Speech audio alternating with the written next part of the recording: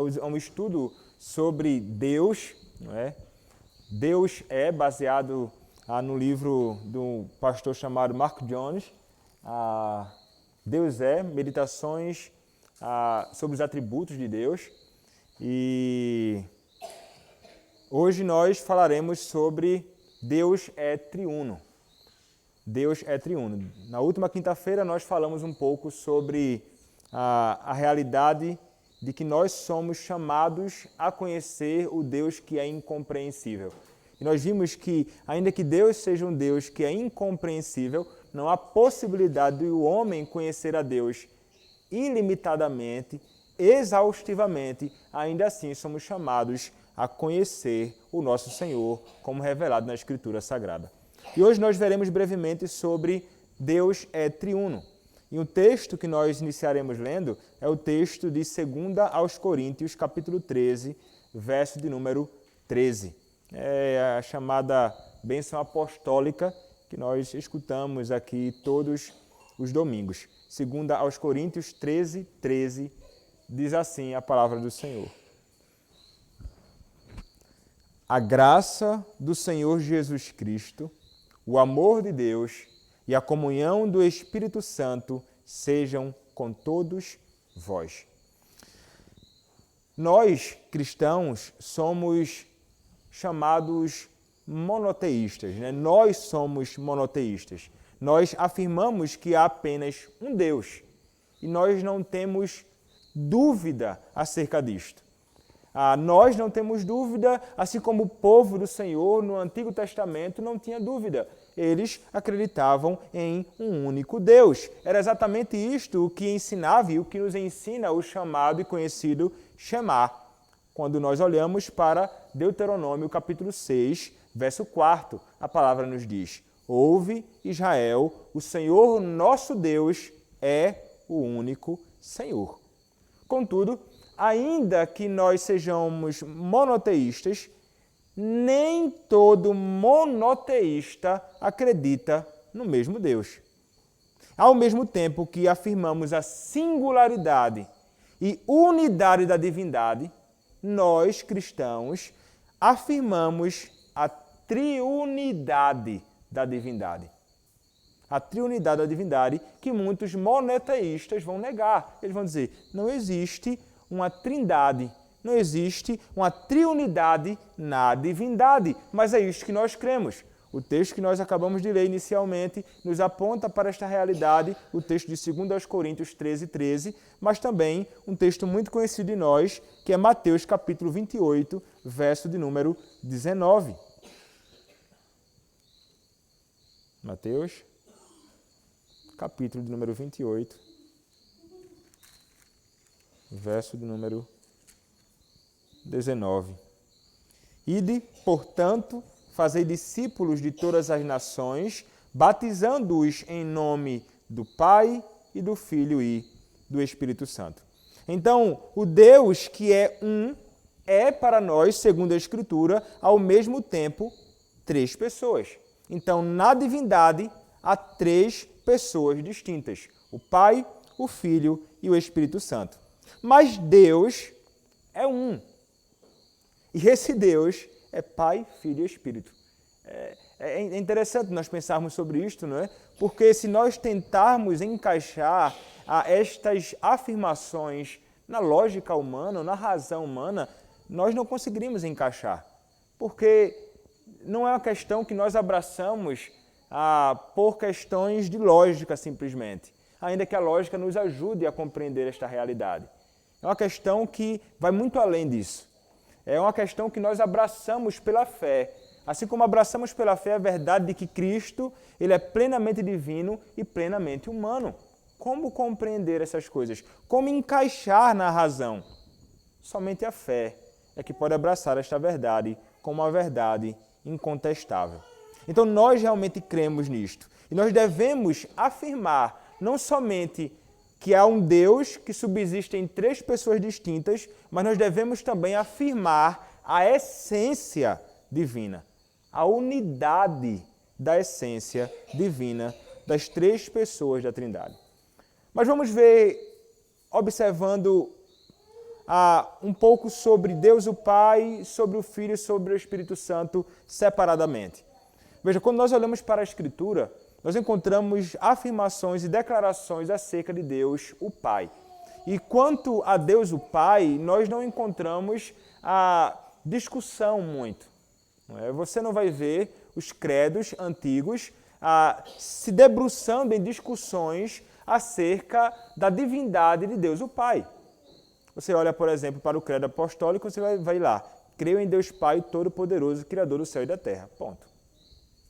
Por que não é tão extensa a afirmação sobre Deus o Pai? Porque não havia controvérsia acerca disto naqueles dias. E a Escritura nos ensina. Quando você olha, por exemplo, para Romanos capítulo 15, verso 6, você vai encontrar o seguinte, Romanos 15, verso 6. Para que concordemente e a uma voz glorifiqueis ao Deus e Pai de nosso Senhor Jesus Cristo. Isto é o apóstolo Paulo nos ensinando. Mas ainda, se você observar 1 Pedro, capítulo 1, verso 3, a Escritura vai nos dizer o seguinte: Bendito o Deus e Pai de nosso Senhor Jesus Cristo, que segundo a sua muita misericórdia nos regenerou para uma viva esperança mediante a ressurreição de Jesus Cristo dentre os mortos. Então, a Escritura, neste texto e em tantos outros, nos afirma a realidade de Deus e Deus como o Pai de nosso Senhor Jesus Cristo. Quanto a isso, não há controvérsia. Mas nós então passamos para tratar um pouco sobre a pessoa do Filho, a segunda pessoa da Trindade. E aqui sim, sempre existiu muita controvérsia. Você olha para o próprio credo apostólico, que eu acabei de mencionar brevemente, você vai ver isto. Inicialmente sobre o Pai. Creio em Deus Pai, Todo-Poderoso, Criador do céu e da terra. Creio em Jesus Cristo, seu único Filho, nosso Senhor, o qual foi concebido por obra do Espírito Santo e nasceu da Virgem Maria, padeceu sob o poder de Pôncio Pilatos, foi crucificado, morto e sepultado, desceu ao Hades, ressurgiu dos mortos ao terceiro dia, subiu aos céus, está assentado à mão direita de Deus Pai Todo-Poderoso, o qual há de vir para julgar os vivos e os mortos. Creio no Espírito Santo. Então veja que há uma dedicação imensa para falar sobre a segunda pessoa da Trindade, porque havia muitas discussões relacionadas a isto. Várias afirmações que são realmente importantes. E outros credos escritos nos séculos primeiros, você vai ver envolvendo muitas afirmações acerca da segunda pessoa da Trindade. E justamente girando em torno dessas questões da divindade do Filho. Mas a Escritura nos ensina isto. Quando nós olhamos, por exemplo, para Atos capítulo 20, verso de número 28, nós veremos o apóstolo Paulo se dirigindo às igrejas em Éfeso e ele vai fazer uma afirmação que é realmente muito importante para essa questão. Vai dizer assim, Atos capítulo 20, verso de número 28. Atendei por vós e por todo o rebanho, sobre o qual o Espírito Santo vos constituiu bispos, para pastoreardes a igreja de Deus, a qual ele comprou com o seu próprio sangue. Então vejam, ele vai dizer a igreja de Deus. Ele vai dizer que esta igreja foi comprada com o seu próprio sangue. Opa, mas espera aí. Deus é Espírito. Como poderia ter ele derramado o seu sangue? Quando nós olhamos para uma afirmação como esta, meus irmãos, e olhando para o restante do testemunho bíblico, nós chegamos à conclusão inevitável. A quem foi que derramou o seu próprio sangue? Cristo. E ele é chamado por Paulo aqui de Deus. Ele derramou o seu próprio sangue. Mas nós podemos olhar para um outro texto ainda. Romanos capítulo 9. Romanos capítulo 9, verso 5. Romanos 9, verso 5, diz assim. Deles são os patriarcas, e também deles descende o Cristo, segundo a carne. Aí ele vai falar mais algumas coisas acerca de Cristo, o qual é sobre todos Deus bendito para todo o sempre. Amém. Ele está dizendo que Cristo é sobre todos Deus bendito para todo o sempre. Amém. Alguns querem colocar depois da Cristo segundo a carne, o qual é sobre todos. Aí colocam um ponto e querem falar que no final isso seria uma espécie de doxologia, de louvor. Vão dizer assim, Deus bendito para todo sempre. Mas não. Aqui seria de fato uma vírgula e nos informando algo acerca de Cristo, que Cristo é Deus bendito para todo sempre. Então, afirmando a divindade da segunda pessoa da Trindade. Então, estes textos e outros, meus irmãos, nos vão sustentar esta verdade que é incontestável na Escritura Sagrada. Mas então nós podemos ver um pouco também sobre a pessoa do Espírito Santo. A Escritura vai nos falar sobre isto. E quando nós olhamos, a Escritura vai nos dizer o seguinte. Você pode olhar o Salmo de número 95, versos 3º e versos 8º e 9º. Vai dizer assim, o salmista.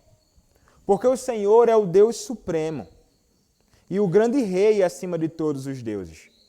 Não endureçais o coração como em Meribá, como no dia de Massá no deserto, quando vossos pais me tentaram, pondo-me à prova, não obstante terem visto as minhas obras. E quando você compara esta afirmação com o que é dito em Hebreus capítulo 3, do verso 7 ao verso 11, algo vai ser dito aqui. Porque o Senhor, ele está falando sobre o Senhor como que o próprio Deus falando ali no Salmo de número 95, mas em Hebreus 3, do verso 7 até o verso 11, nós encontramos o seguinte. Assim, pois, como diz o Espírito Santo, hoje, se ouvirdes a sua voz, não endureçais o vosso coração como na provocação no dia da tentação no deserto, onde os vossos pais me tentaram, pondo-me à prova e viram as minhas obras por 40 anos. Então, são as mesmas palavras do Salmo, mas ele vai acrescentar dizendo que essas palavras foram ditas pelo próprio Espírito Santo.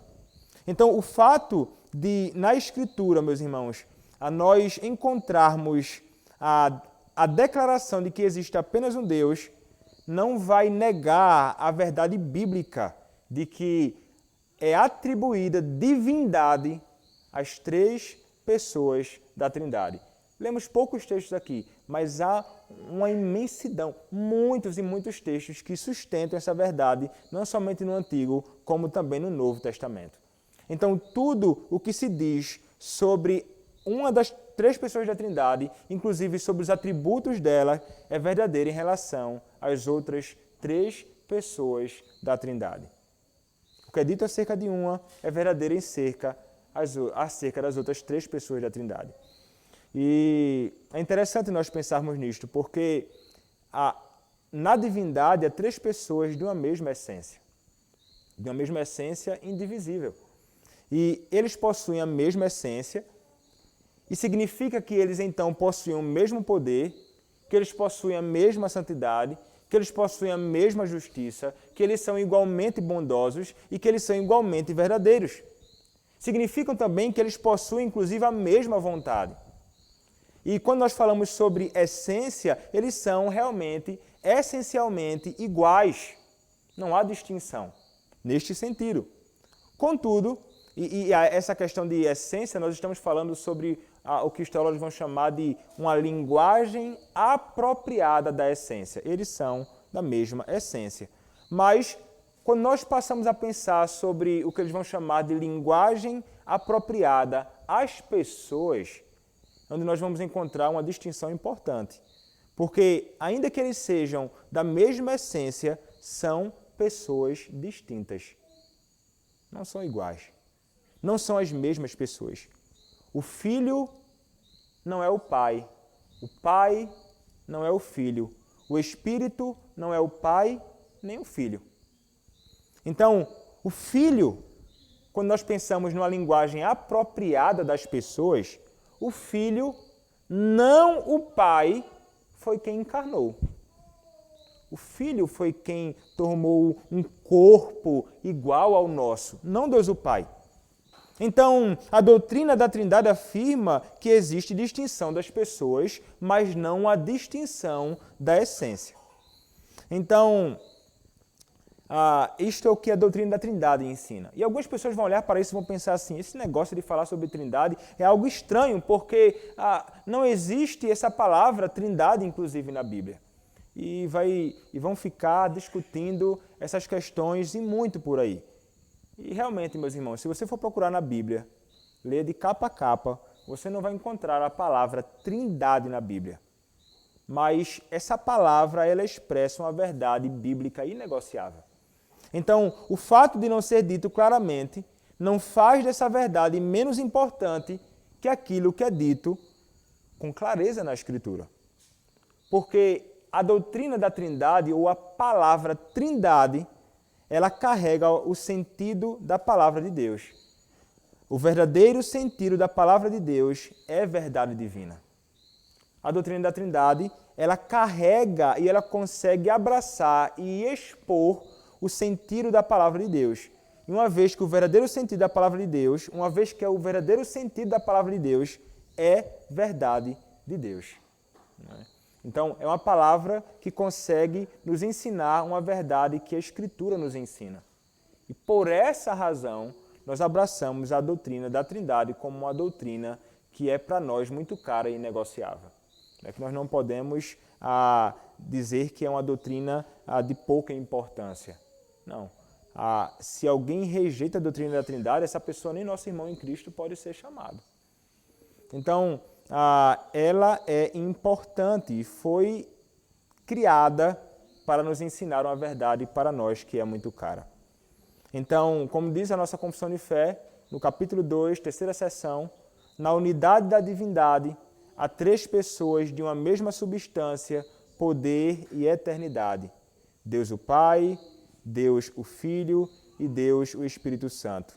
O Pai não é de ninguém, não é gerado nem procedente. O Filho é eternamente gerado do Pai. O Espírito Santo é eternamente procedente do Pai e do Filho. Mas então, nós estabelecemos brevemente o que significa Trindade, não é? E vimos que essa é uma realidade bíblica. Mas vamos pensar na questão da Trindade em relação a Cristo, né? O Cristo tem a ver com Cristo, ou com a pessoa de Cristo, e como a doutrina da Trindade é revelada em Cristo. Veja, a triunidade divina, ela é revelada em Cristo Jesus. Nós encontramos por toda a vida de Jesus no Novo Testamento. O Pai não esteve apenas envolvido no envio de Cristo. É interessante nós vermos o Pai, Deus o Pai, também envolvido como o arquiteto mestre por trás do tipo de corpo de Cristo. Por trás do tipo do corpo que Cristo assumiria. Isso é o que nos diz Hebreus capítulo 10, verso 5. Deus, o Pai, envolvido na criação do corpo do Filho. Vai dizer assim a Escritura, Hebreus 10, 5. Por isso, ao entrar no mundo, diz, sacrifício e oferta não quiseste, antes um corpo me formaste. Então, a afirmação de que Deus o Pai era aquele que estava formando o corpo do Filho. Antes um corpo me formaste. Mas, ao mesmo tempo, vemos a formação do corpo, da efetiva natureza divina de Cristo por meio de Maria, como uma obra do Espírito Santo. A Escritura também nos ensinando isto, quando nos é dito em Lucas capítulo 1, verso 35, as seguintes palavras. Respondeu-lhe o anjo, descerá sobre ti o Espírito Santo, e o poder do Altíssimo te envolverá com a sua sombra. Por isso também o ente santo que há de nascer será chamado Filho de Deus. Mas é interessante ainda vermos ao que nos diz João 6,38.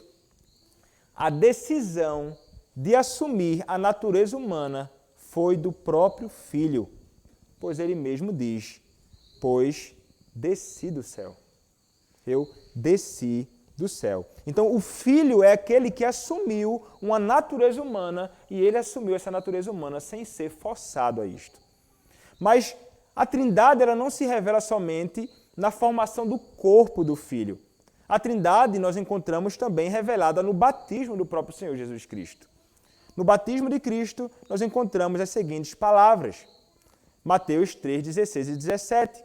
Batizado Jesus, saiu logo da água, E eis que se lhe abriram os céus e viu o Espírito de Deus descendo como pomba, vindo sobre ele. E eis uma voz dos céus que dizia: Este é o meu Filho amado, em quem me comprazo. Então o Espírito de Deus descendo como pomba, a voz de Deus o Pai então sendo ouvida e o próprio Senhor Jesus Cristo ali sendo batizado. Mas também a Trindade é revelada na própria morte do Senhor Jesus Cristo. Nós vemos o Filho oferecer a si mesmo pelo Espírito. É isso que vai nos dizer Hebreus capítulo 9, verso 14. O Filho, ele oferece a si mesmo pelo Espírito a quem? A Deus, o Pai. Ele não vai oferecer a si como um pagamento para Satanás, como algumas teorias têm por aí. Mas ele vai oferecer a si mesmo a Deus, o Pai, como nos diz Lucas, capítulo 23, verso 46. Então, envolvido ali, o Filho oferecer-se pelo Espírito, o próprio Filho e oferecendo-se ali ao próprio Deus, o Pai. Então, a Trindade revelada na criação do corpo de Cristo, a Trindade revelada no próprio batismo de Cristo, a Trindade revelada na própria morte de Cristo e a Trindade é revelada também na salvação do homem. E aqui eu não vou ler o texto, senão vamos nos alongar demais, mas se você olhar depois Efésios capítulo 1, do verso 3º até o verso de número 13, você vai encontrar esta realidade lá. Você vai encontrar Deus o Pai sendo aquele que elege homens e mulheres desde antes da fundação do mundo. Depois você vai encontrar, isso aí o Pai, do verso 3º até o verso 6º, ele como aquele que elege. Aí depois você vai encontrar o Filho, no verso 7º, sendo aquele que vai se entregar para morrer pelos que foram eleitos pelo Pai desde antes da fundação do mundo. E nos versos 13 e 14, você vai encontrar o Espírito Santo sendo aquele que vai aplicar a obra do Filho no coração dos eleitos. O Pai escolhendo, o Filho morrendo e o Espírito selando aqueles por quem Cristo morreu. Então a doutrina da Trindade, ela está em toda a Escritura e ela é fundamental para tudo. E ela se revela exatamente em todas as ocasiões na Escritura Sagrada. Então a gente vai concluir com algumas aplicações, meus irmãos, dessa doutrina da Trindade para a nossa vida. Toda a nossa comunhão é uma comunhão com Deus Trino. Toda nossa comunhão com Deus é trinitária. Às vezes pode ser com uma pessoa da Trindade ou com outra também, particularmente. Vamos pensar, por exemplo, na questão do Pai. Nós temos comunhão com o Pai, agradecendo a Ele e louvando-o por seu amor eterno, gratuito, transformador e salvador. Comunhão com o nosso Deus, louvando a Ele, dando graças a Ele pela obra do seu Filho, o Senhor Jesus Cristo, em nosso lugar. Como o próprio Mark Jones vai escrever, ele vai dizer assim: o Pai nos ama, embora Ele seja autossuficiente. Ele é eterna e infinitamente feliz com suas gloriosas excelências. Recebe o amor do Filho e do Espírito. Como John Owen observa, ele tinha seu Filho, sua eterna sabedoria, para regozijar-se e deleitar-se por toda a eternidade. Assim, então, Mark Jones escreve, respondemos a esse amor com nosso amor ao Pai, que sempre nos amou e que demonstra seu amor por nós ao nos dar seu Filho para nos redimir. Essa é a resposta do crente ao amor do Pai revelado em Cristo. Não é? Nós iremos responder com amor ao Senhor. Um amor exclusivo por Ele, amando a Deus mais do que todas as coisas. Mas e quanto ao Filho?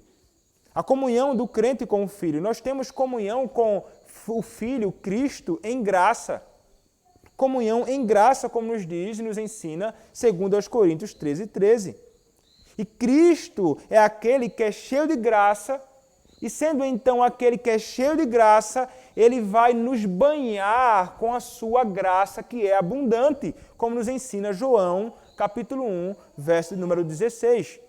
Então nós somos abençoados por Cristo. não apenas quando meditamos sobre a graça que recebemos por sua obra, mas somos abençoados também por causa de quem Ele é. Ele é o nosso Senhor e nós podemos ter comunhão com o nosso Senhor Jesus Cristo. E é certamente e é maravilhoso desfrutar da grandeza de Cristo, da comunhão com Ele. Que nós temos quando lemos a palavra, meditamos na Escritura, que nós temos quando nos reunimos como povo do Senhor para adorar o nosso Deus Trino. Nós temos comunhão com Cristo e com o nosso Senhor, Deus Trino, aqui, quando nós nos reunimos para adorar o nosso Deus. Então, nós somos chamados a essa bendita comunhão. E também a comunhão com o Espírito Santo. Nós também temos comunhão com o Espírito Santo em várias ocasiões. Temos comunhão com o Espírito Santo através do conforto e auxílio que recebemos dele, como nos ensina João 14, verso 16. Ele é o nosso Consolador. Então, nós temos comunhão com ele nestas ocasiões. Nós recebemos o Espírito Santo prometido quando pedimos com fé. E então, nós somos também pessoas que passam a ser mais cheias deste Espírito Santo. Como diz Lucas capítulo 11, verso 13, ora, se vós que sois maus, sabeis dar boas dádivas aos vossos filhos, quanto mais o Pai Celestial dará o Espírito Santo àqueles que lhe o pedirem. Ele derrama o amor do Pai e a graça de Cristo em nossos corações, o Espírito Santo. E além disso, ele ainda dá testemunho de que nós somos filhos do Pai. Como nos diz Romanos capítulo 8, verso 16. O próprio Espírito testifica com o nosso Espírito que somos filhos de Deus. O Espírito Santo de Deus em nós produz fé, produz também arrependimento, fé nas suas promessas e arrependimento de nossos pecados. Ele também é aquele que vai gerar em nós aquilo que é chamado de fruto do Espírito. Amor, alegria, paz, paciência, benignidade, bondade, fidelidade, amabilidade e domínio próprio, como nos diz Gálatas capítulo 5, versos 22 a 23. E ele também é a garantia para o crente, porque Deus nos selou e pôs o Espírito como garantia em nosso coração, como nos ensina 2 aos Coríntios, capítulo 1, verso de número 22. Então, nisso, nós somos assegurados de que receberemos as promessas de Deus. E o Espírito também, em comunhão conosco, nos leva à comunhão com o Filho e com o Pai. Como nos ensina 1 João, capítulo 1, verso 3. Através do Espírito, temos comunhão com Deus o Pai e também com o Filho. Como escreveu John Owen mais uma vez, todas as consolações do Espírito Santo consistem em nos tornar conhecidos o amor do Pai e a graça do Filho e comunicá-los a nós. Nem há qualquer coisa em um ou no outro que ele não nos torne motivo de consolação. De forma que, de fato, mantemos comunhão com o Pai em seu amor e o Filho em sua graça pela operação do Espírito Santo. E além disso, meus irmãos, o Espírito Santo é aquele que nos ajuda em nossas orações. Nós que não sabemos orar como convém. O Espírito Santo é aquele que nos auxilia em ocasiões como esta, como a que nós faremos agora, imediatamente após este estudo. Então, nós precisamos o tempo inteiro das três pessoas da Trindade em nossa vida. Nós precisamos ter comunhão com Deus o Pai, Deus o Filho e Deus o Espírito Santo. Amém. Vamos orar, meus irmãos, ao nosso Senhor.